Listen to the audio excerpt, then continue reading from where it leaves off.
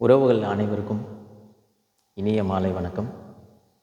இன்றைக்கி ராஜா என்னும் மந்திர சொல்ல நம்ம ஞான தேசிகனை பற்றி ஒரு சில வார்த்தைகள். ஞான தேசிகன் சுமார் 1000 படங்களுக்கு மேல் இசையமைச்சு, ஒரு தோராயமாக சொல்லப்போனால் 7000 பாடல்களுக்கு மேல் இசையமைச்சு, பல சாதனைகளை சர்வசாதாரணமாக ரொம்ப இயல்பாக செஞ்சுருக்கிற நம்மளோட இசைஞானியை நம்ம போற்றி புகழ வேண்டியது நம்ம எல்லாரோடைய கடமையும்.